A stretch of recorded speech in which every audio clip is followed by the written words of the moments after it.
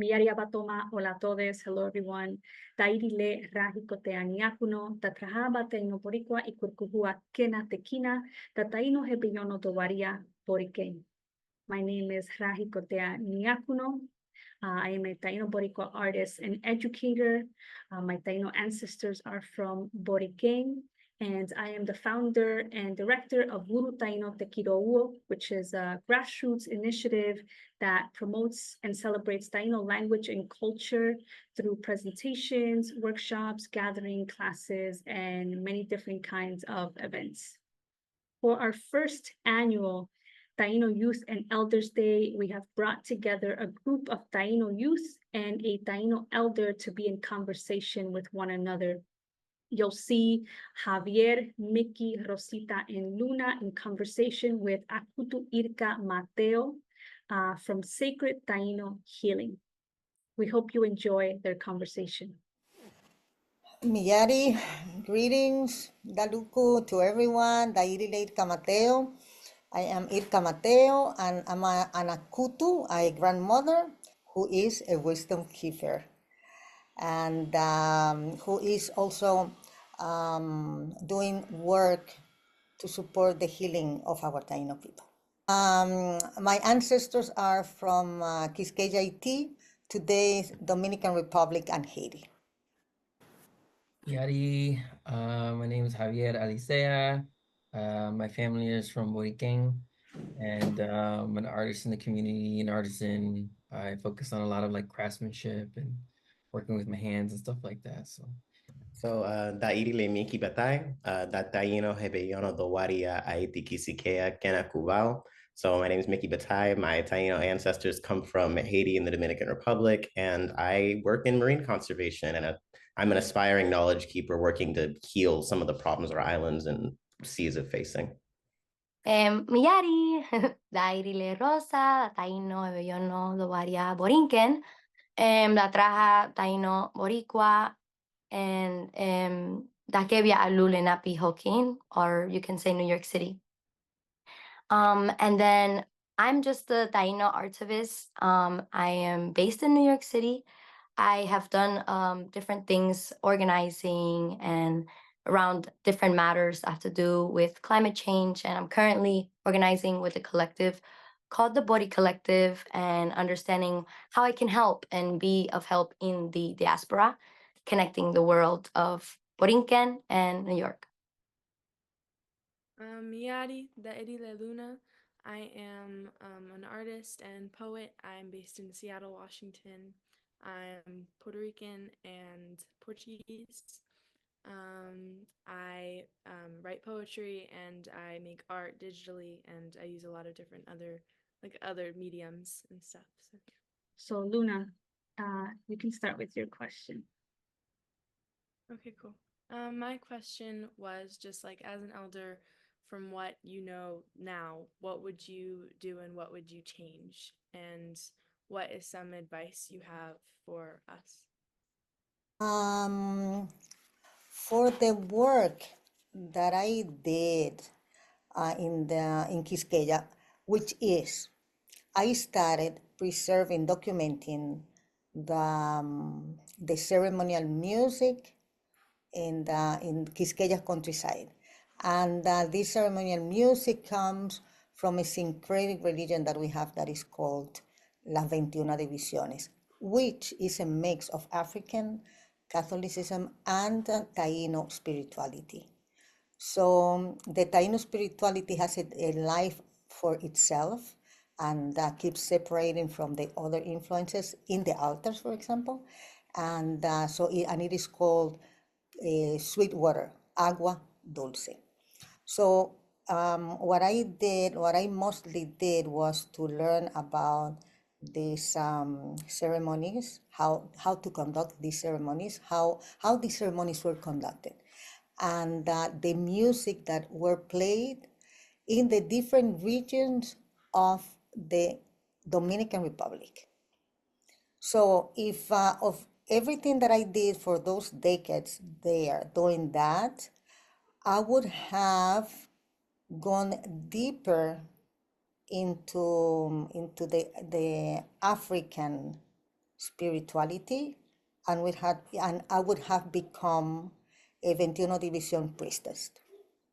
I wanted to ask how you feel about our people's movement from where it started, where it currently is, and the direction you see it heading in. Yeah. Okay, so when we started this, like almost 40 years ago, it was like bare bones because in those times we didn't have DNA, and everything that we were defending and putting out there and fighting for, we were young. We were very young. I think that in those times I was 26, 27 years old, and we were fierce. And what we had in our hands was the comparison between what was written in the chronicles and what we saw in the countryside. And so it was very difficult to get our point across, and we got a lot of resistance. So we had to carve this, this movement very hard. And yes, it was very hard. The resistance was brutal because it was the first time that a movement like that was starting. So where I see after these 40 years, things are so different, and I am so happy that all of you young people who heard the calling are working on it, because after the appearance of the DNA, it is like irrefutable that we are still here, So that added a very important piece of this puzzle to continue ahead. And in the future, what I see is people being fluent in the language, and being able to have land for ourselves so that we can experience a full Taíno culture. So, what do you believe is the most important lesson for our generation to remember as we go into the future? That the Caribbean is our home. And when we are home, we have sovereignty. And our home are our islands.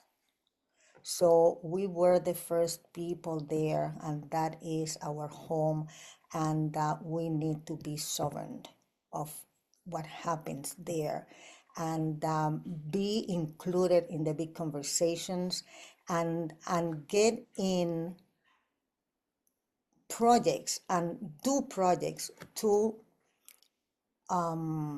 work on the land. And with this, I mean to reverse what has happened in our lands and our rivers, and protect our animals, the animals from the air, from the water, from the land, because we need to restore our ecosystems so that we can then also live with dignity. And not only us. When I say live with dignity, I mean all the animals, and all the trees, and all the plants, everything, so that holistically we come back to be healthy, so that we can thrive as human and non-human beings.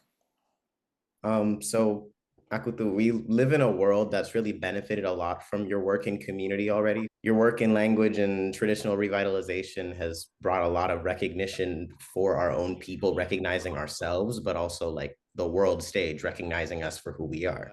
So focusing on, I guess, the sort of work that you'd like to see for the future, what sort of traditions and projects would you like to see most in the next generation, I guess? Oh, I would love to see the material culture come back. And with this, I mean to learn how to build our bohíos.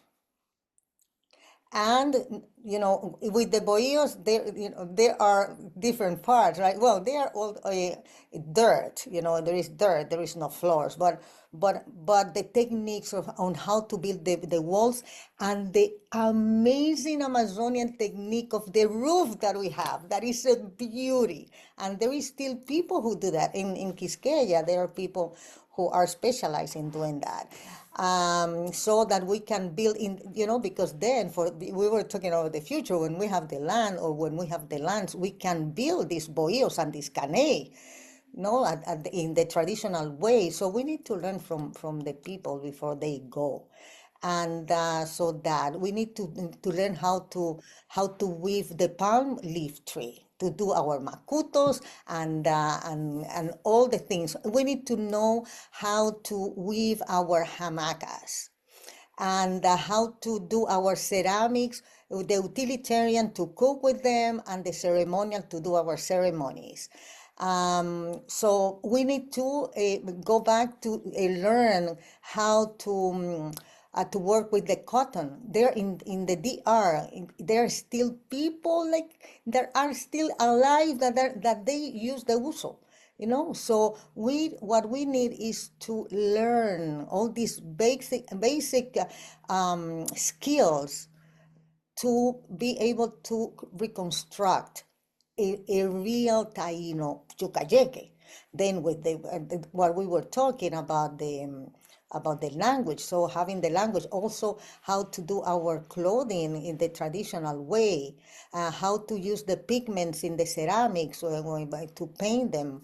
So I think that this is what we need to do, and then to continue reconstructing our spirituality and creating a book of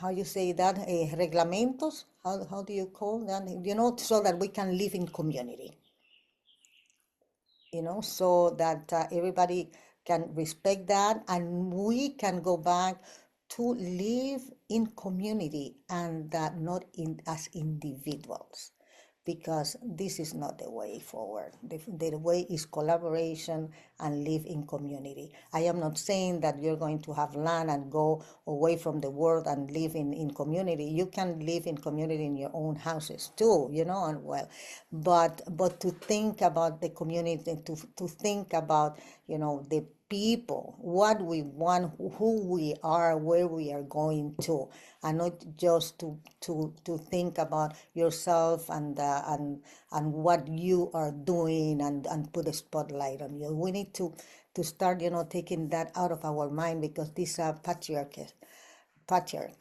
and we are moving away from that. We are moving away from that extractivism and competition. We are going to another world that is collaboration and community, and restoring Mother Earth and all the beings. My question to all of you is that have you done some work of inside work, realizing what is your role in the Taino movement, and also where do you see it expanding or changing, because it can also change, you know? Are you open that that your role not just branches out, but that can even change? Are you open to find new interests that will just steal your heart, and then you can move from one thing to the other? So is that right now, how do you see that is your role? Are you open to branch it out or to change it? I think that for me, I come from, my family has a lot, like all of my tios and everything, we're all like craftsmen and stuff like that. Like, you know, my big goal right now actually is to learn how to make hamaca. Like I had a cousin who made hamaca. He just passed last year in December. And so like, I'm trying to find a tequina to teach me, but like, you know, I'm realizing that my place is the material culture. My place is craftsmanship, that I like working with my hands and stuff like that. So I've kind of sort of been like really honing in on that. And I think before in the beginning, I was trying to find my place before. I wasn't sure if I was going to do language or if I was going to be really spiritual or, Yeah. what part am I going to help keep? Like, and then I realized I was like, I'm an artist. I was like, I like working with my hands and sewing and beading and woodworking and burning and things like that. So I was like, that's what I want to, I really look up to people like Danielle and Rafi and, stuff like that. And I really want to develop those skills more. It's just about finding somebody to teach me most times. But I come from a traditional family of healers and storytellers. Half my mom's indigenous family from cerca Largo Enriquillo, like directly north of it, and the rest of them from a little, I guess, the base of a cloud forest called Picmacaya in Haiti. So a lot of like history when it comes to plant medicine, a lot of history when it comes to fishing, especially. But my current work is very outside of that. I mean, I did enter this whole, I guess, space and like trying to figure out a career, really wanting to focus on who I am and like learning for myself. So I guess because of that, I ended up an anthropology major actually. So with like the work that I do currently with fisheries, like I'm going all the way to Alaska for an Indigenous Laws of the Seas meeting that's going on in November, which is big. It's supposed to be like a coalition between different groups coming to talk about what they think the rules really should be now that we have international law. But even just being a person, also reconnecting, also stepping into that space and not really wanting to call too much attention back to the Caribbean for any type of prying eyes. It has been a good amount. With aspirational work, I know for me, I have my interest in plant medicine, and I know I used to read a lot as a kid and talk to some of my or older relatives about. I'm still trying to learn, but I like the idea that you were talking about with trying to revitalize things through not just reaching out to the community, but also just teaching more people that are already there that just don't have the ability to find out really. Like if I didn't see you on YouTube back when I was in college, I would not be here. I So don't mind, but I'm still like thinking of it. If you're ready, then you can. But Yeah, I feel like I still need to think too. Well, but you know something, this is a question that I did it to exactly provoke this curiosity. So that because this is something that it is very much needed. You need I with this question I want to motivate you to sit down, do a journey with your ancestors, and be able to get into this world of what I came here to do in this Taino movement, what I like to do, how can I bridge what I love to do with what is needed in the Taino community. It is important because if you don't know what is important to you, what you want to do, then your energy is going to be scattered and you need to focus your energy so that you can do something. You see? So probably this is excellent. It's excellent that you don't know. No, because then that will give you the opportunity to say it there and to motivate other people to think what they're gonna do, and you too. You know that now the importance of this is that you cannot have your energy everywhere. You know, all over the place. Because energy all over the place doesn't go anywhere. You need to think, to feel, and to decide what is your role, and then you gather all this energy and you put it there. Where you put your energy expands.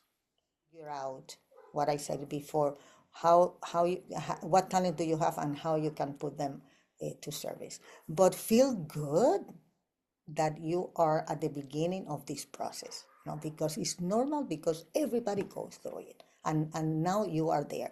When you're my age, you have had done a lot of work, because it's like that. Life goes like that. It's 1 year, 2 years, 2 years, and so many years that you have time to do many different things. Well done, and not superficial. Always going deep. Just wanted to like agree. I do not know yet, and I am still figuring it out. And like you said, that is very much a part of the process. But something I do know is I've always been a storyteller. Like when I was younger, and even now, I write. I write a lot. I write everything, poetry, short stories, everything like that. And taking Ra's language class I've started writing in Taíno and Hiwatahia more and more. And I feel like that is definitely something I want to continue and something that I want to like take somewhere and want to go somewhere with. Yeah, so just writing everything and poetry and storytelling and everything like that is something that I really like, I don't know, gotten pretty deep in. So, yeah. Okay. And Luna's also a visual artist. I don't want you to leave that part out. Luna makes some really beautiful art. So, I think that's all, connected, Yeah. and that's also a form of storytelling in a way. Oh, I yes. really Yeah, like to, art like, is storytelling. yeah, I really like to include something I've been talking to Ra with about is learning about more like petroglyphs and stories and um like I learned the creation story a little bit ago and I'm just wanting to know more like myths and learn about more spirits and everything because I really like to incorporate those things into the visual art that I make and into the poetry and the stories that I write. So But this is like, okay, I feel like my overall understanding of many different things like this, like a role and in a space in a community. That like my grandfather has paintings, and I come from a musical family of musicians, pleneros, bomberos. So I love plena and I love bomba and I love folklore. I love things that are. I had my escape, my happy place was always Borinquen, and I grew up in Naicha in New York City. So like housing projects, and like me going there was like always my home, and it is my home. So and just because I was exposed to both places, so throughout my life, luckily, for the past 3 years, I have been documenting elders, and different elders. Like when I had the opportunity to go to Mexico, that's where my life opened, a lot. And I want to do that with more people who want to just collaborate and connect and make change in the world, because through art is the like I feel like art is the best way to be an activist, and my hypersensitive persona that feels everything. And so I want to, before my grandfather dies, I want to take this audio equipment on a plane to Mayagüez, and I want to record his songs and my aunt songs who became professors because the society made them fall into this trap that realized, oh, my music doesn't matter. Pero there's songs that are speaking beauty into this world. So yeah, like I've been thinking about how I can just be the middleman. Like I want to be the one who also at some point is that, like doing the songs, but right now I'm just doing the technological part of it so I can do it for others and be of service, because our elders, they're not going to be here forever. So I think that right now is like my current focus is like giving that, but I don't know, I'm still navigating how that looks. So it's like having to balance me alone and not being like a year from like having a year here and not being in Borinquen also impacts a lot. So I'm trying to set myself up so I can be of community service for all, and yeah, hopefully that works. I don't know. I'm really thankful for everything that everybody shared. This is actually really amazing. Um, just it was great to hear everybody's like experiences and their perspectives and where they're at, and also Irka, to hear from you, and amazing actually. Thank you for hosting this, Ra. I really appreciate it. So Sure. I just wanted to say a quick thank you then generally to everyone, but especially Akutu, Irka, and Ra for putting this together and taking the time to sit with us. I know for me personally, I'm over in Washington, D.C., so I'm a little isolated from the rest of the community, like Caribbeans in general, let alone people doing the work to help our community. So even just seeing here is amazing. Ahom. wanted to say thank you for like creating this space for us to have this conversation. It was really amazing hearing everyone talk and like getting advice for like what I want to do in my life too. Yeah, and I just want to, same thing, gratitude and so much love, because I mean, I already knew Micky and Javier. I think I've seen you guys in class before. I think I've seen Micky before in like a call, but everyone like putting their time and heart here means a lot to me. And like, because the way that this community came to me was also so special, and I know it's for you guys as well. And thank you so much, Ami and Erika, for coming. And send love to your daughter too. I love her music and her videos, Spanish for Dominicans. I'm gonna see her now. We have a dinner, a family dinner now. I'm gonna tell her. I love her so much. Oh my God. That's nice. Yeah, her music is awesome. Yeah. Thank you for hosting this. I love the opportunities to have intergenerational conversations because, as they say, as the indigenous people out there say, listen to the elder and follow the young. To learn more about Wuru Taíno Te Kiro'uo, you can check us out on Instagram at Wuru Taíno. Arikomabu, hahom, gracias. Thank you everyone for watching. Putawa.